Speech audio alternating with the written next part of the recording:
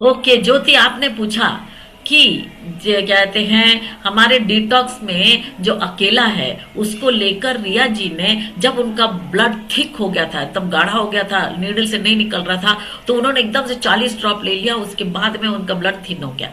और आपका प्रश्न है कि ऐसा ब्लड थिन हो जाए और हम लोग ये अकेला लेते रहे तो हमारा ब्लड का क्या हाल होगा। करेक्ट ज्योति, मैं ठीक समझ रही हूँ आपका प्रश्न? यस मैम, यही है। चलिए, ये देखो, अपना जो अकेला है ना, वो ब्लड थिनर नहीं है।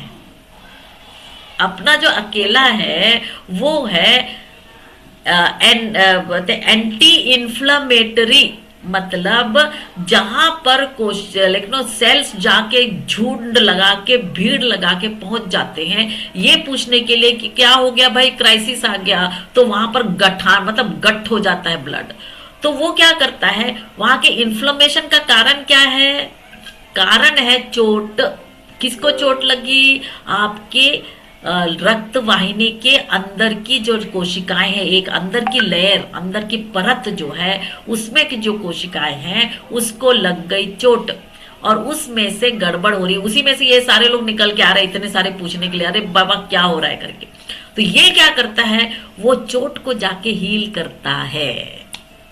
समझ में आ गया?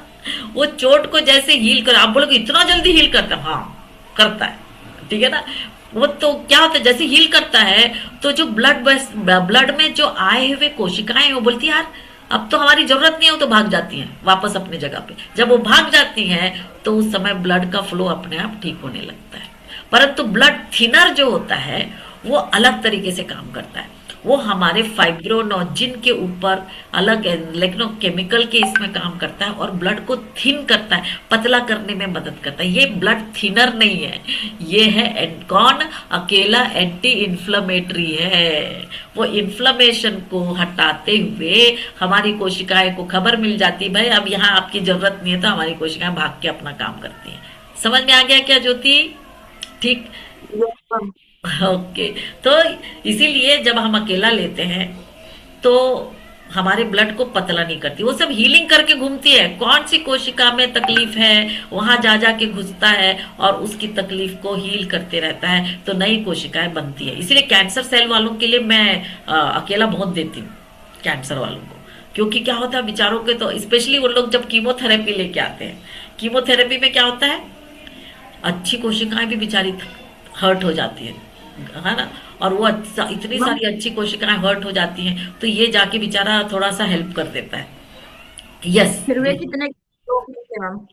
कितने ड्रॉप लेना चाहिए? करेक्ट, यही प्रश्न पूछा आपने। Yes okay. मैम, नहीं उनका आप बोलते हो ना कि उनको अकेला ज्यादा देती हूँ मैं ट्यूमर वालों को, तो उनका कितना ड्रॉप रखते हैं मैम फिर? तो 20-20 ड्रॉप प्रति घंटे। यदि किसी को बहुत दर्द हो रहा है तो मैं उनको कह लेती हूँ 30-40 भी ले लो, कोई प्रॉब्लम नहीं है।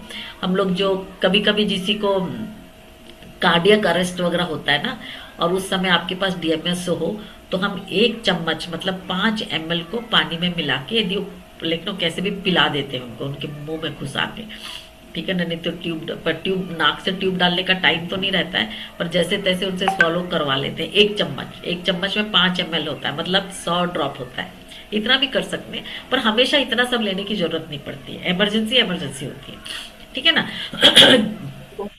इमरजेंसी में तो क्या कहते हैं, अदरक भी बहुत अच्छा काम करता है, अदरक चबाना, ठीक है ना। अब क्या करें, कोई बेहोश हो रहा है तो चबाने में मुश्किल होती है, ऐसा वाला है, ठीक है ना। तो इमरजेंसी में सब करते हैं, पर normally I like to give 10 drops per hour. तो आपका गुरुचेला का इफेक्ट को और भी डीप पहुंचाने में हेल्प करता है अकेला। तो इसलिए मैं इनको गुरुचेला अकेला ऐसा नाम रखी हूँ ताकि याद रहे सब लोगों को।